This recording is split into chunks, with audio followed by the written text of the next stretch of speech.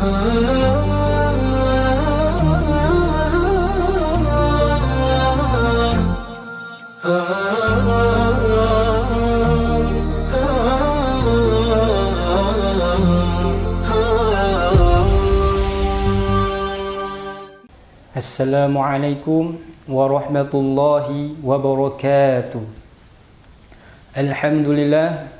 Alhamdulillahi rabbil alamin. Wassalatu wassalamu ala asyrafil anbiya'i wal mursalin wa ala alihi wa sahbihi ajma'in. Amma ba'du.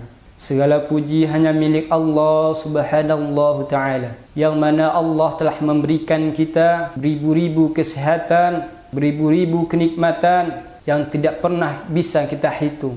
Salawat bertanggaikan salam tak lupa kita curahkan kepada baginda Nabi besar Muhammad sallallahu alaihi wasallam, yang mana Nabi Muhammad sallallahu alaihi wasallam telah membawa kita dari alam kegelapan ke alam terang menerang yang seperti yang kita rasakan pada saat ini. Adapun serpihan pada kali ini saya akan membawakan dari Quran surah Al-Insan ayat kedua yang berbunyi, A'udzu billahi minasy syaithanir rajim.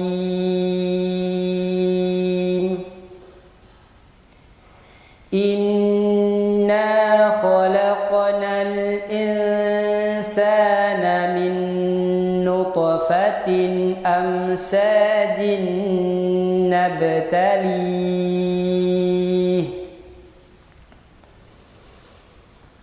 nabtalihi faja'alnahu sami'an basira. Shadaqallahul azim. Sungguh kami telah menciptakan manusia dari setetes mani, yang kami hendak mengujinya dengan perintah dan larangan. Karena itu kami jadikan dia melihat dan mendengar. Sahabat thayyibah yang dirahmati Allah subhanahu ta'ala, coba kita perhatikan firman Allah dalam Quran surah Al-Insan ini, yang pada kata nabtali, yang bermakna kami hendak mengujinya. Hal ini merupakan suatu perkara yang pasti akan terjadi. Allah menciptakan manusia ke permukaan bumi ini, Allah berikan kenikmatan, Allah berikan kebahagiaan. Seiring Allah berikan kenikmatan dan kebahagiaan, Allah iringi dia dengan ujian. Itulah hakikat manusia hidup di permukaan bumi ini. Yang mana Rasulullah sallallahu alaihi wasallam pernah bersabda, Jibril pernah menemuiku seraya berkata, "Wahai Muhammad, hiduplah sesukamu, tapi sungguh engkau akan merasakan kematian. Cintailah sesukamu, niscaya engkau akan meninggalkannya atau berpisah dengannya.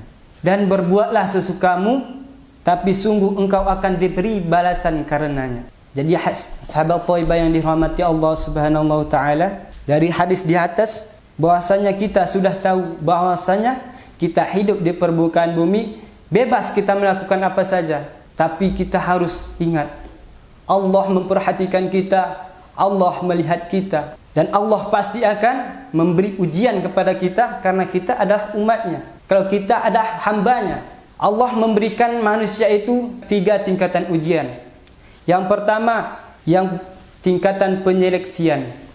Di tingkatan ini Allah membuktikan bahwasanya ini hamba cocok nggak diuji. Ini hamba bisa nggak diuji. Ini hamba bisa nggak kalau diuji, sabar nggak dia kalau kita uji, kata Allah. Kalau saya uji, kata Allah. Dan bisa jadi Allah memberikan ujian kepada hamba itu mungkin karena dosanya yang terlalu banyak. Supaya apa? Supaya orang itu lebih dekat kepada Allah subhanahu ta'ala. Dan yang kedua, yaitu tingkat penyucian. Di tingkatan ini Allah lebih menguji lagi hambanya. Allah memberikan ujian itu setimpal dengan musibah. Seperti Allah memberikan musibah sakit, musibah seperti kematian, yang mana dijelaskan oleh baginda Nabi, tidaklah seorang muslim tertimpa rasa letih, penyakit, rasa gundah, sedih, rasa sakit, kegagalan, sampai duri yang mengenai dirinya, melainkan dengan itu Allah menghapus segala dosa-dosanya. Dan yang ketiga, yaitu tingkat pendekatan,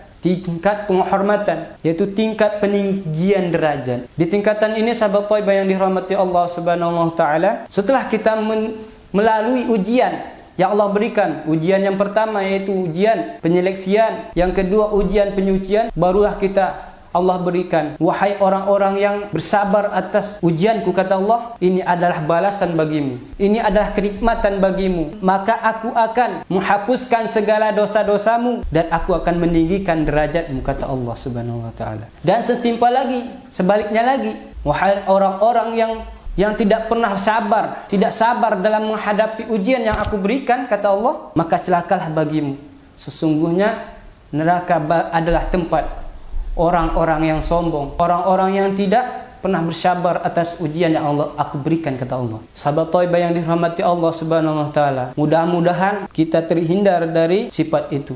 Amin amin ya rabbal alamin. Mungkin hanya ini yang dapat saya sampaikan, kurang dan lebih mohon dimaafkan karena manusia itu tidak pernah luput dari yang namanya kesalahan. Saya akhiri dengan assalamualaikum warahmatullahi wabarakatuh.